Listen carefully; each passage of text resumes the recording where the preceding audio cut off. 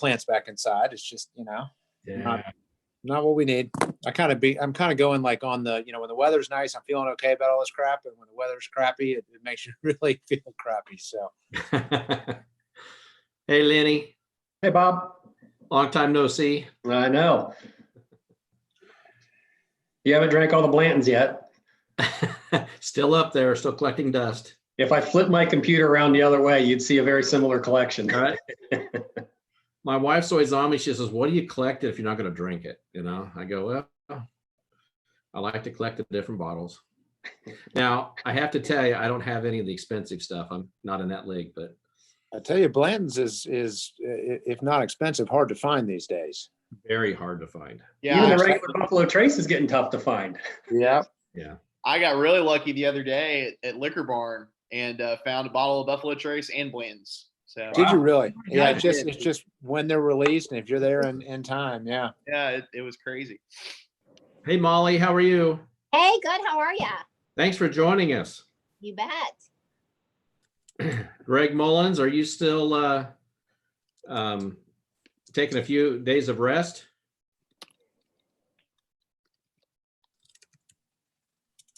Hey, Greg.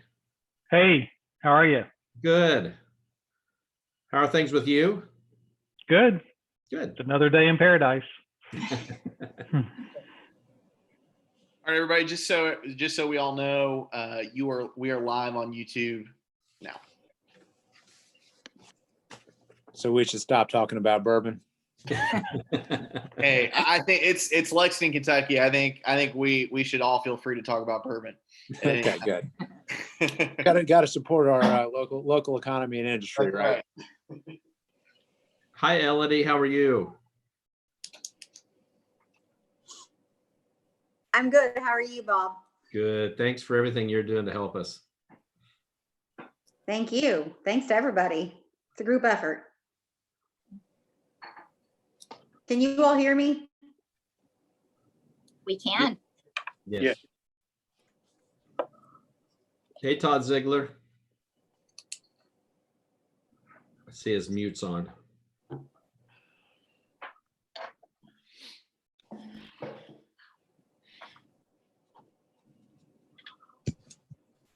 Councilmember Worley, how are you? I'm well. How are you? Good. Hey, Jason.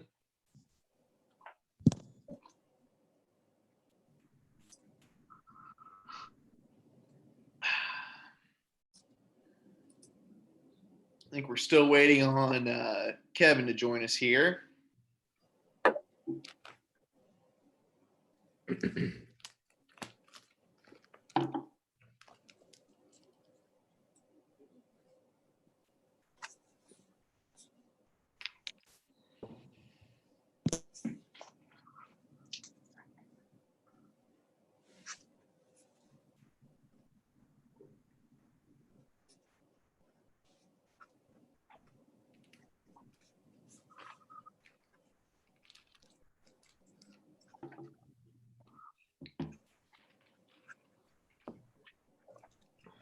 Quinn, you want to get started? It's one, or do you want to wait another minute, or what's your preference? Yeah, we can go ahead and get started here. There's Kevin. There is a statement I have to read here at the beginning of each meeting. Due to the COVID-19 pandemic, state of emergency, and Governor Beshear's executive orders regarding social distancing, this meeting is being held via teleconference pursuant to Senate Bill 150, as signed by the governor on March 30th, 2020, and Attorney General Opinion 20-05, and in accordance with KRS 61.826, because it is not feasible to offer a primary physical location for the meeting. All right, thanks, Quinn. I'm Ken Sagan. I'm with the law firm Stahl, Keenan, Ogden here in Lexington. Welcome everyone to our subcommittee meeting. This is the Professional Services, Finance, Headquarters, Business Industry, and Services Subcommittee of Mayor Gordon's COVID-19 Economic Response Committee. As Quinn mentioned, just a couple points of etiquette before we get started. First, this is a public meeting, so the public and the media are invited to view the meeting. And number two, if you're not speaking, stay on mute. And that way we won't have any, hopefully won't have any feedback. Thanks everyone for agreeing to serve on this committee.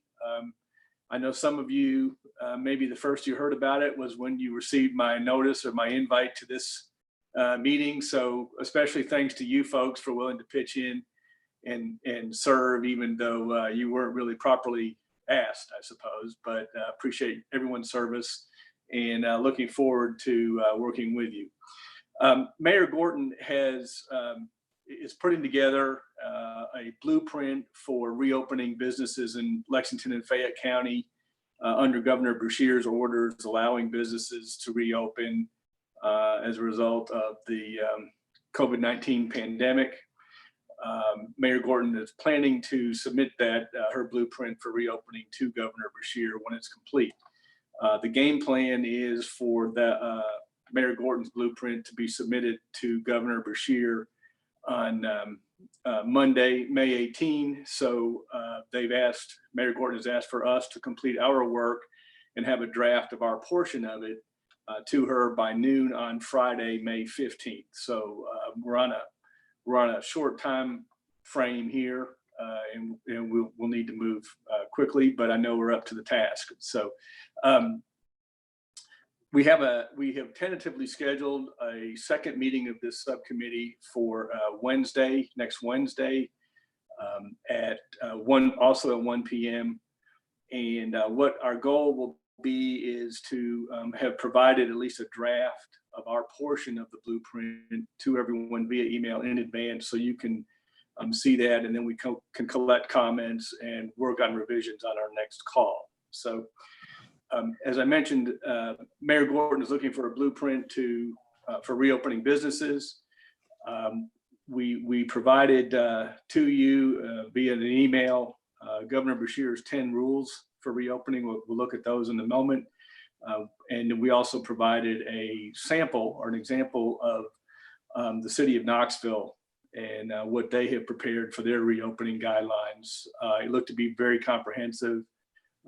And the folks on Mayor Gorton's committee felt like that was a good example of what we should try to do. So if you have a chance, take a look at both of those things, and that'll help guide us as we move forward. So first thing I'd like to do is have everyone on the committee introduce themselves, tell us a little bit about what you do or what company you're with. That way we'll know who we're working with. And I think because we're on Zoom here, we're not in the room, it's a little bit harder to go around the room. So what I will do is I would use the gallery view, but I know as people speak, the boxes switch. So it's hard to keep track of who I may have already called on. So I'm going to go down the list, just call the names as we go. And when I call your name, if you don't mind, just speaking up and giving a brief introduction. So starting with in the accounting area, we have from Blue & Company, Greg Mullins.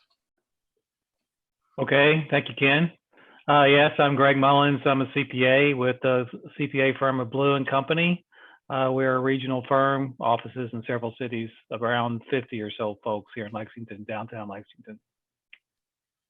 Great. Thanks, Greg. From banking, Todd Ziegler. And don't forget to unmute, Todd. Not the first time, I'm sorry. Hopefully. No problem. Yeah. Todd Ziegler, I'm the market president for Central Kentucky for Republic Bank. We have 5 locations here in Fayette County specifically, and we are, a headquartered bank in Kentucky, and that's who I am. Okay, great. Thanks, Todd. Thank you. Corporate headquarters, Lenny Rhodes. Get myself unmuted here. Hi, I'm Lenny Rhodes. I'm the CEO at Big Ass Fans. We have both our corporate headquarters and our principal manufacturing locations here in Fayette County. Several hundred people, just under 500 people employed. Good. Engineering, Jason Maxwell. Hi, can you hear me? Yes. Okay, good. My name is Jason Maxwell. I'm the office manager here in Lexington for Stantec Consulting. We're a global firm, but we've got offices in both Louisville and Lexington. And so we're coming in from the engineering perspective, I guess. Great, thank you. From industry, Terry Morikawa. I don't think she's on, Ken. Not on. Okay, all righty. Let's see. From insurance, Deborah Hensley. Is Deborah on? I don't believe so. Okay, all right. Investment company, Molly Brennan. Hi, Ken. Thanks. Molly Brennan. I'm the director of Merrill here in Lexington. We have about 40 associates. Great, thank you, Molly. Legal, I'm Ken Sagan from Stahl, Keenan, Ogden here in town. Service industries, Frank Hall. Is Frank on? I think I had a kickback on his email address. All right. Service industries as well, Gwen Riley. Gwen was just on, so she may Yeah, be. I'm here. Sorry, I tried to unmute there. I'm Gwen Riley with Greenbox and Climate Control and Turbo Plumbing Pros. We do in-home services and commercial and new construction for HVAC and plumbing in Central Kentucky. Great, thank you, Gwen. Also service industries, Chris Young. Yeah, hi, Chris Young with W.T. Young LLC, and we operate the W.T. Young Storage warehouse operations, representing warehousing and logistics. Great, thanks, Chris. From industry, Rob Shear. Hi, I'm Rob Shear. I'm the general manager at SRC Lexington. We remanufacture large construction and mining equipment, and we have about 170 people working in Lexington.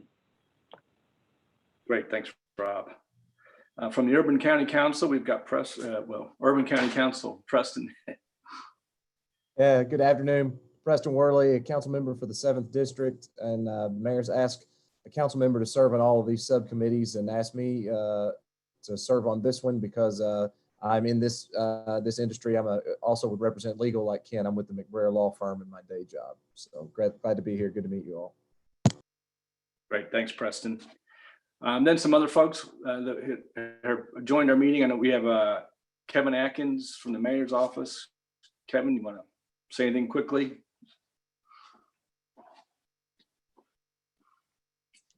Thanks, Ken. I'm Kevin Atkins. I work with the mayor on economic development. Great, thanks, Kevin. Bob Quick from Commerce Lexington.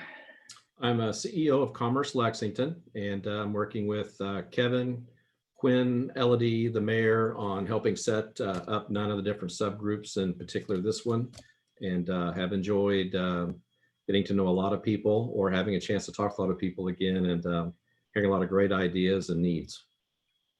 Great. And then also from the mayor's office, Elodie Dickinson. Elodie's our staff liaison. Good afternoon, everyone. Happy Friday. I work with Kevin and in economic development and workforce development. I'm the director of business and workforce engagement and helping to staff this committee. Great, thanks, Elodie.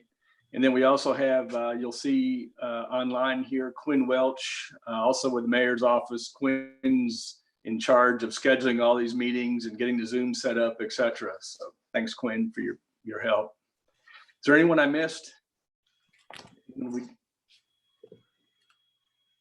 All right, great.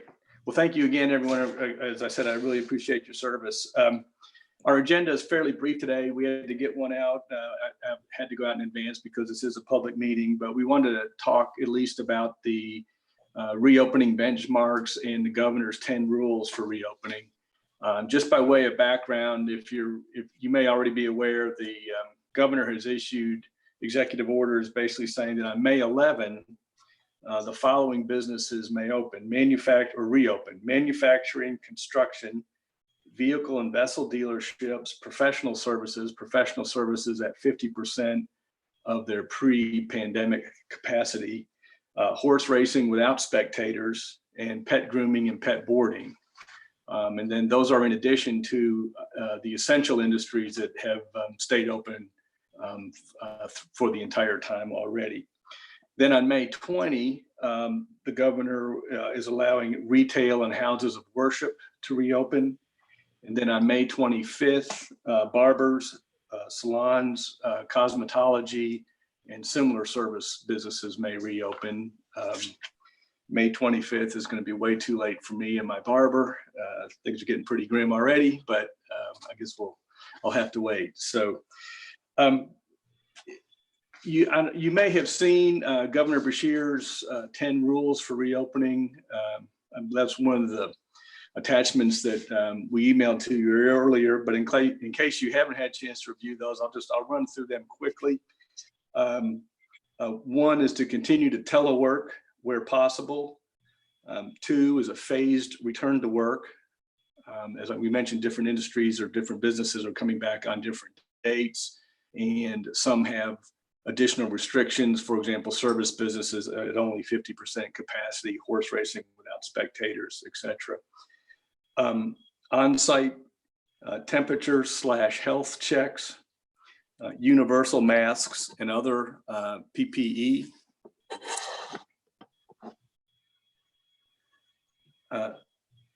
Close common areas, enforce social distancing, limit face-to-face meetings, sanitize and hand washing stations, special accommodations for folks who are in the high risk demographics, and have a testing plan. So what our objective will be is to develop a framework for businesses that starting to reopen on May 11 and so forth, and the rules and procedures that they will use in order to abide by the governor's 10 rules for reopening, and then also other practical suggestions that we may have as a way of implementing those rules. So as I mentioned, we sent out the Knoxville plan, which if you've had a chance to look at it, it's fairly comprehensive. There are some other resources that we'll look at. Our game plan will be to get to you at least as far in advance of our meeting on Wednesday as possible, so you can review at least a draft of something. And then at our next meeting, seek your input and advice and comments on that plan and ways, how we can get that finalized to submit to Mayor Gordon. So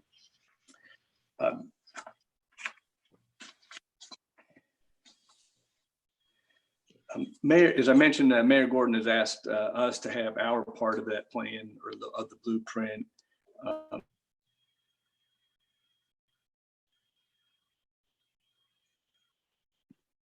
Ken, I think we lost you for a second.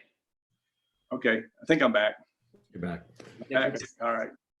My screen keeps sliding down here. So, all right. Our goal, Mayor Gordon has asked us to have our part of the blueprint submitted to her office by noon on Friday, May 12th. So Mayor Gordon has also asked, had some questions about businesses and how businesses are responding or planning to respond to the COVID crisis and to reopen. I included those in my email notice of the meeting too. There were 3 questions. Basically, how's your business been affected? What are you doing in preparation of reopening? And what are your plans in case there is a second wave or a relapse, or there are additional restrictions have to come out in the future. So I think what we're going to do on that is Elodie and I will put together a Survey Monkey survey and email that to each of you. So if you don't mind just responding, it's a response on behalf of your business and what you're doing and your outlook. But that information will be helpful for us and for Mayor Gordon's committee as well. So I think those are all the things I had to cover. I don't, Kevin or Elodie or Bob, if any, was there anything else that you all wanted to add on this Zoom meeting? So, see some head shaking, no.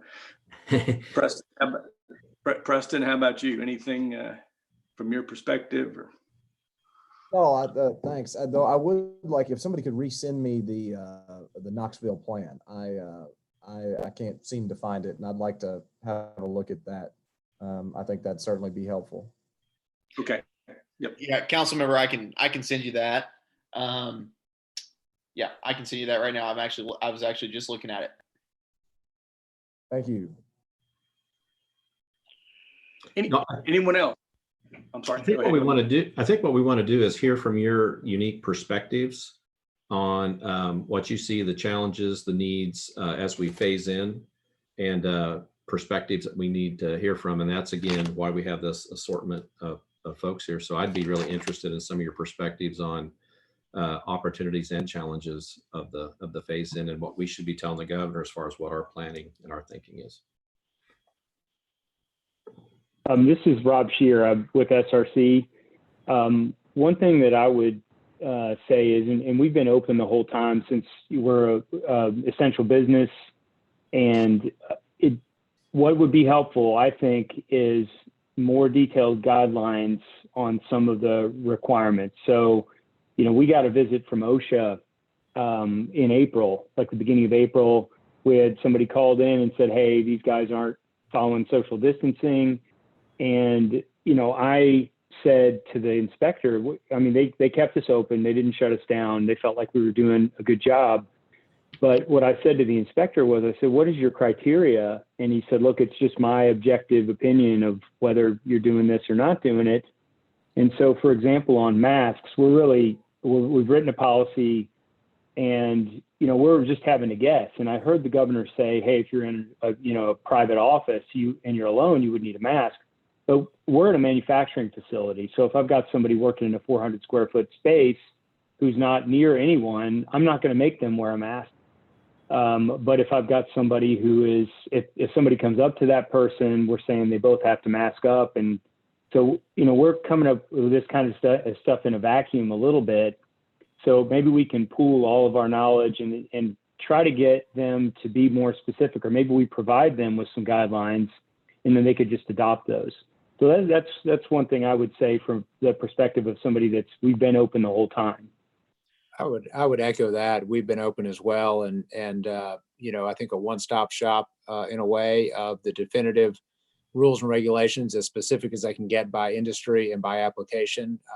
And not that it's related to this call, but we also operate a horse farm. And so the rules for agriculture really haven't been addressed, I don't think, anywhere. We're kind of adopting the construction rules. Again, probably not a topic for this discussion, but hunting and pecking and finding different rules to follow and to make sure that we're complying, both from a health and safety standpoint for our employees and for ourselves, but also, from a legal and liability responsibility standpoint.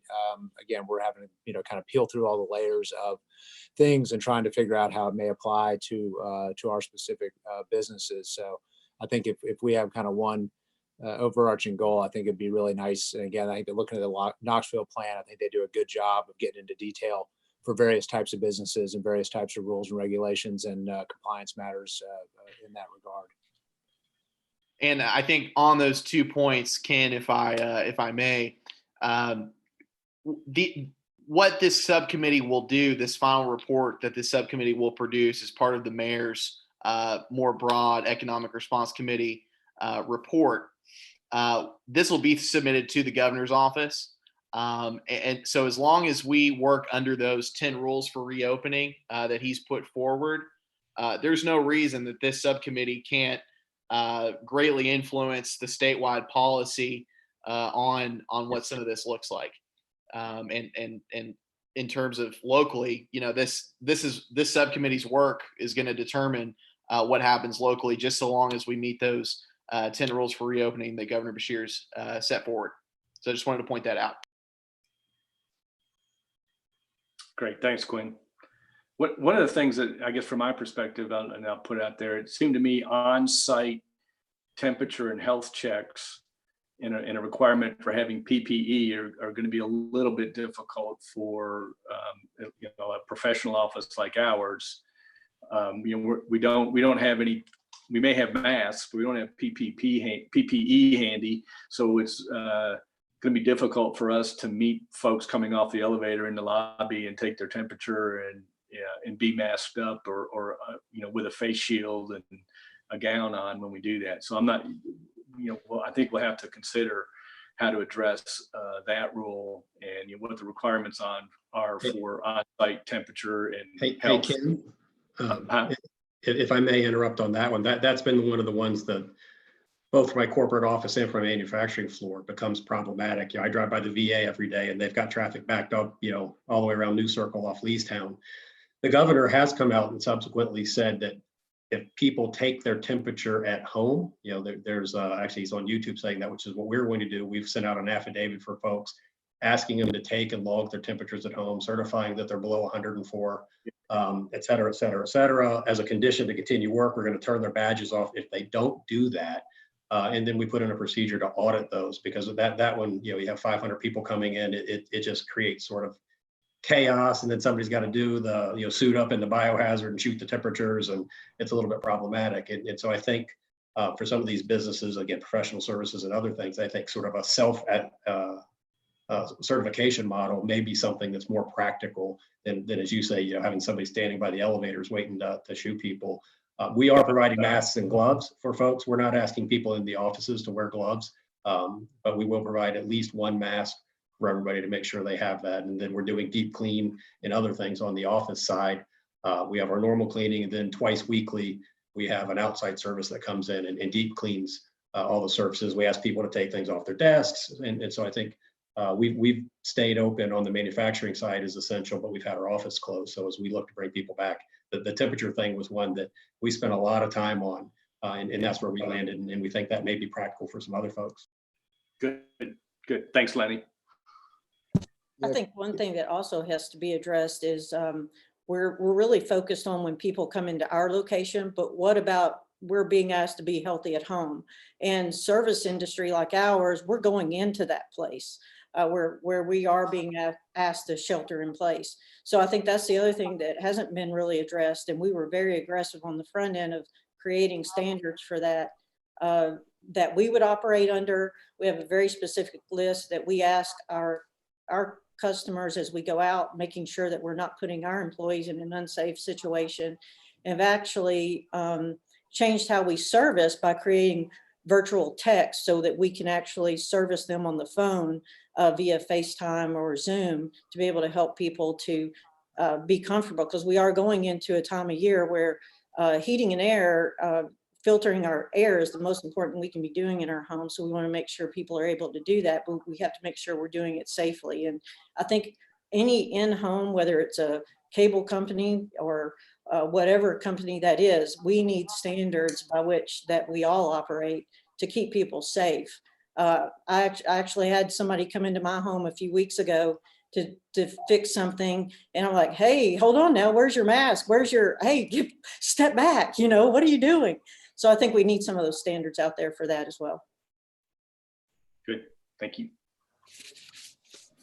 Kind of on the opposite end of what Glenn just described, for the banking industry, for the most part, we've remained open. Our lobbies have been closed to traffic. We've been able to accommodate and accelerate the use of technology. But as we bring open back up or react, we're referring to it as the reestablishing access plan.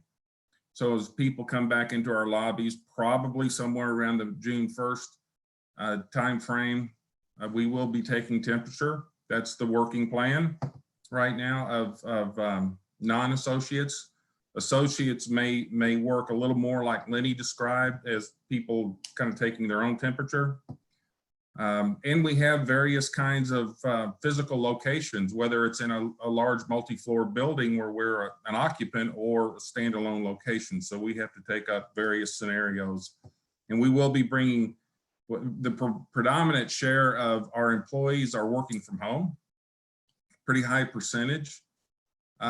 We anticipate no more than 25% of those back office folks coming back to the office, at least in the near term, medium term. And we're having to look at space to make sure that social distancing and the like. Masks will be required. If you're in your office alone, you can pull the mask down. But if you get up to go get a cup of coffee or go to the printer, that you will need to have it on. So those are a couple of the things that we're having to work with right now. Todd, do you think you'll be restricting the number of people allowed in a lobby? That's a good question, Ken. I've not heard that particular issue brought up at this point. I'll make a note of that.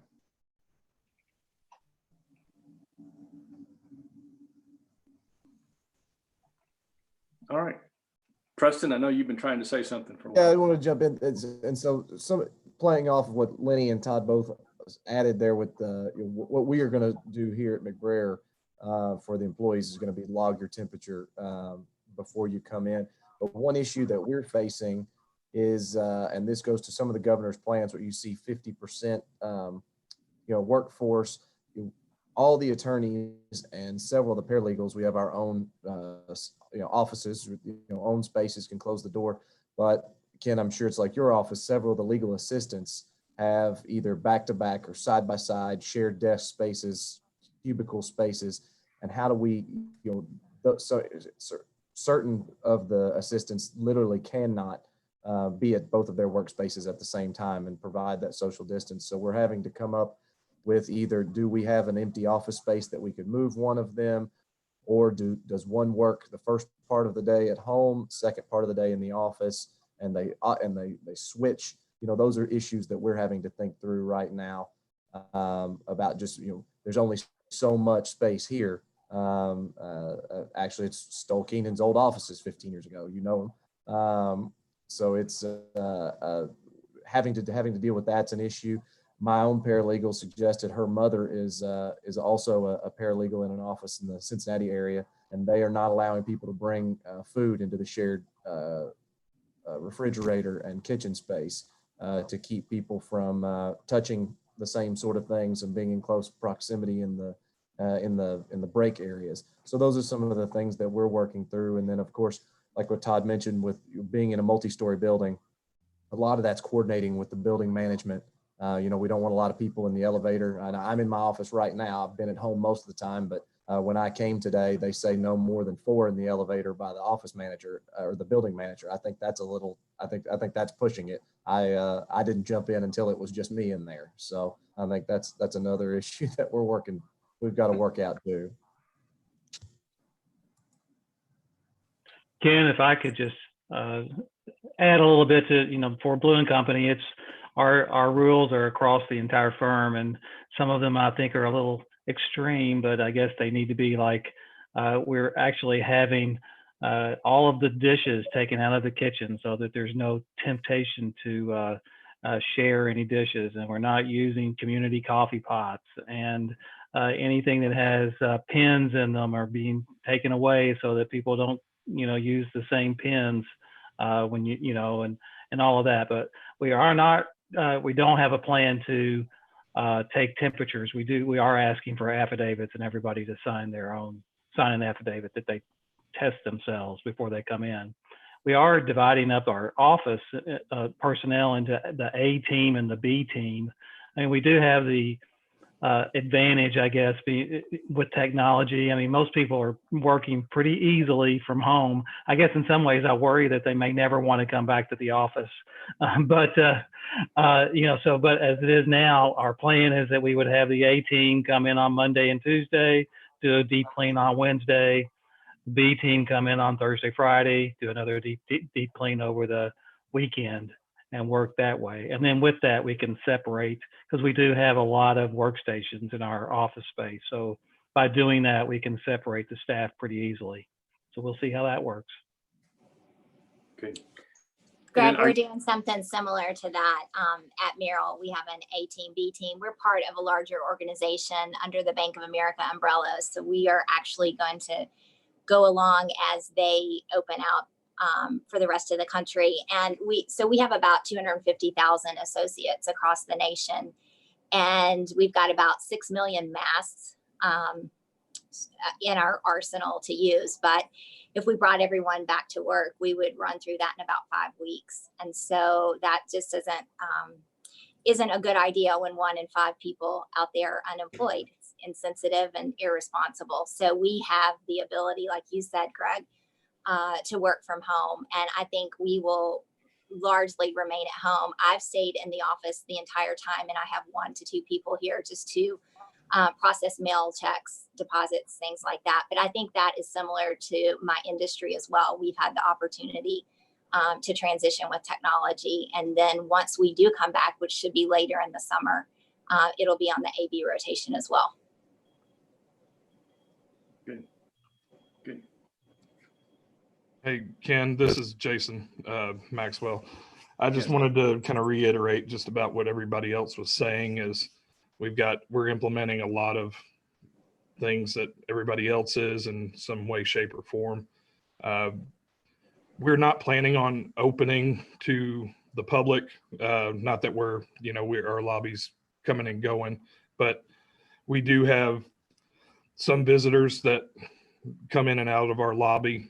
We're not going to be open until we are sure that we have enough PPE for the office staff. So basically, once we get that in place, then we'll start to phase in our office. And I think, like Todd was saying, is we're not really wanting to. We're going to encourage people to stay at home if they want to, if they're able to efficiently work from home. If they have a need, that's kind of the phase 1 for us. Is if they have a need, whether it be they have constraints at home or they have issues with connectivity or stuff at home, then we'll certainly look at bringing those folks in to the office. We also have remained open to some people.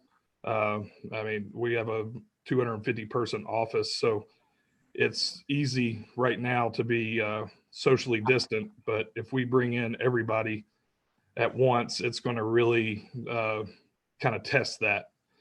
So we've been reducing our conference rooms to half of what they're normally for.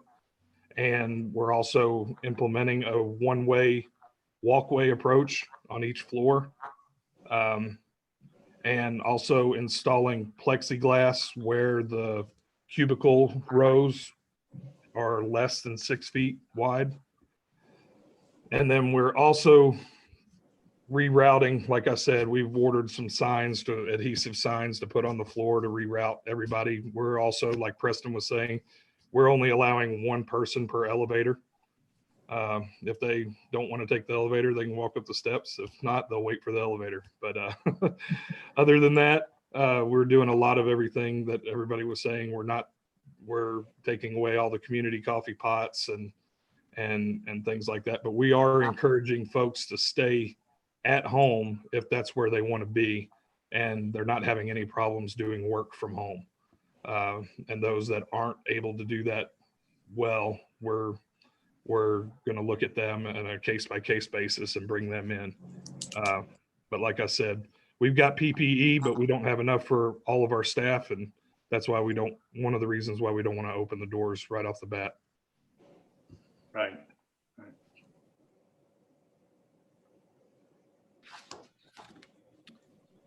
Well, good.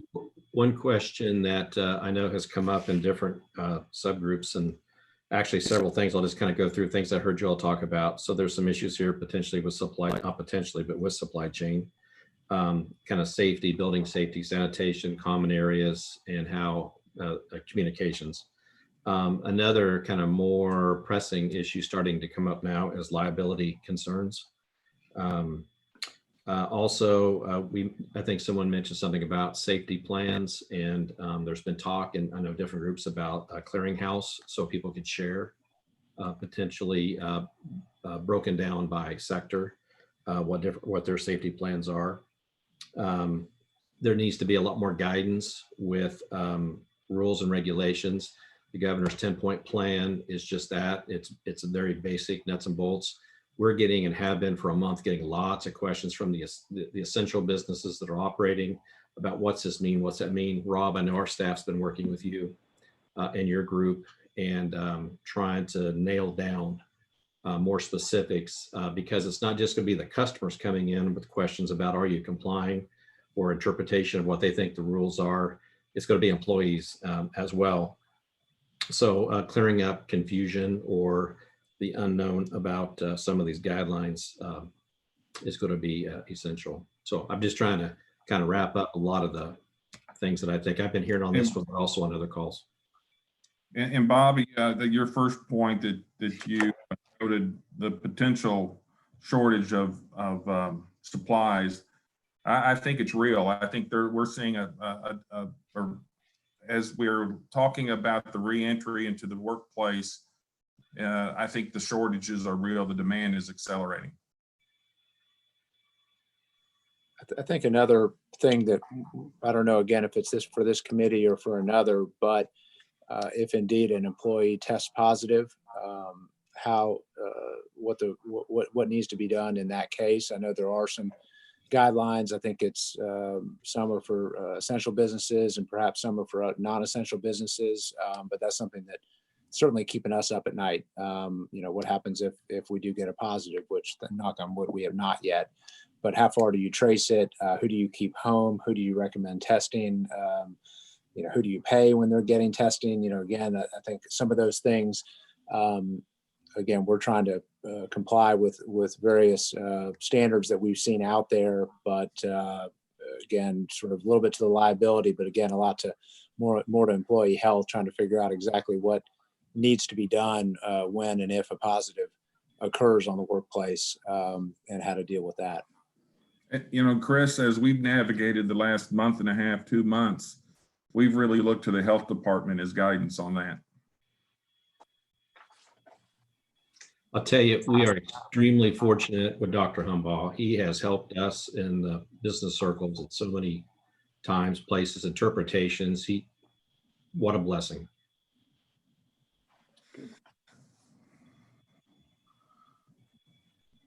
All right, good. Anybody else? Well, very good. Well, thank you, everyone. Again, thanks for agreeing to serve. Thanks for your time today. Good to see everybody via Zoom, and good talking to you. And we'll get a draft of something, get started on that, get that to you as soon as possible, so we can hopefully have some feedback even before our next meeting. But again, appreciate it very much, and we will adjourn until next time. Yeah, and Ken, real quick before we go, Elodie, we set our next meeting for this committee, right? Yes, that's correct. It's set for May 13th from 1. I think originally we said 1 to 2:30. We may not need that time. So we have that booked on the calendar. Ken mentioned it at the beginning of the meeting, but it's certainly worthy of mentioning it again. And also, I'll probably ask Ken to send another email with the survey link, Survey Monkey link, but also any kind of documents. I know you were mentioning, all of you, your different documents that you've had as guidance for yourselves. Any kind of documentation like that will help us, I think, too. So Ken will send a follow-up email with all that information. Perfect. Great. Thank you all so much for joining us today. We really appreciate it. Thank you. All right. Thanks, everyone. Bye. Thank you. Have a good day. Thank you.